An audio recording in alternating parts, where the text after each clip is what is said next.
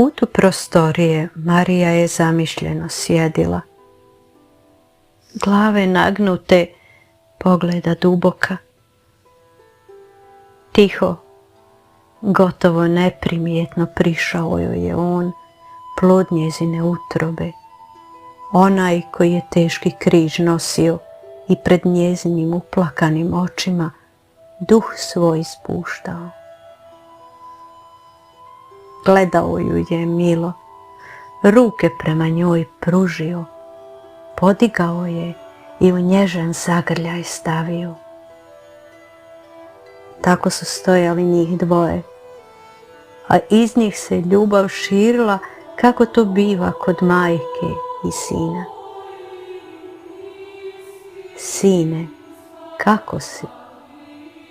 Kako je to sve bilo?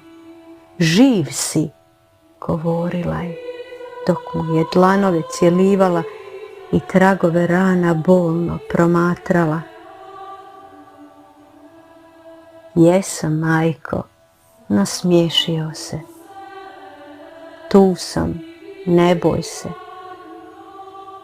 Rekao sam ti da ću se vratiti i da ćemo zauvijek zajedno biti.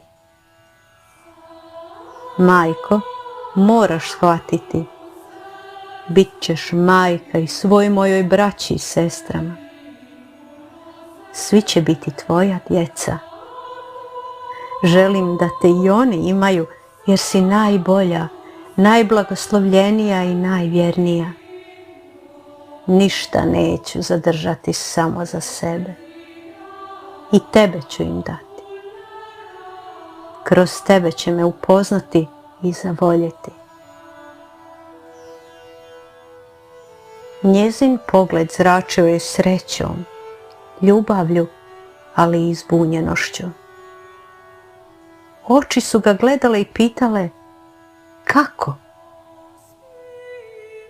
Tu sam, sine, na zemlji još malo. Kako će se to dogoditi? I to je podsjeti na onaj dan kad joj je anđeo Gabriel došao i kad nije sve shvatila. Ali je Božju riječ prihvatila i rekla da.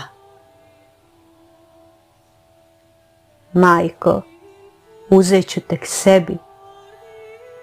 Ti si moja majka. Ti si rekla da. Ti si me primila i klicala od radosti. Nije ti bilo lako. Uzet ću tek sebi. Cijela je vječnost naša. Tebi koja si me ljubila do zadnjeg daha, koja si me dojila, tajne moje čuvala, ljubila i milovala, da ću da postaneš kraljica moga kraljevstva. Otvorenih očiju u čudu ga je gledala i prisjećala se. Kao dječak joj je to govorio, a sada opet ponavlja. Odlazi, majko, tamo gdje ja idem ima mnogo stanova za svu tvoju djecu. Uzet ću tek sebi u palaču ljubavi svjetla. Majko, tvoju pomoć ću trebati. Po tebi mnogi će se obratiti i mnoge će duše spas pronaći. Ti ćeš im biti zvijezda vodilja, zdravlje, utjeha, pomoćnica.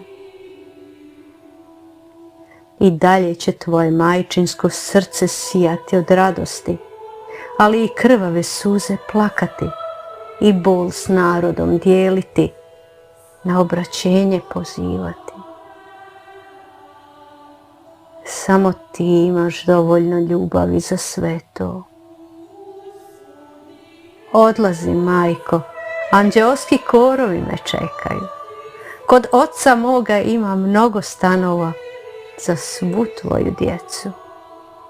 Odo ih pripraviti. A kada dođe vrijeme, uzet ću tek sebi, dušom i tijelom.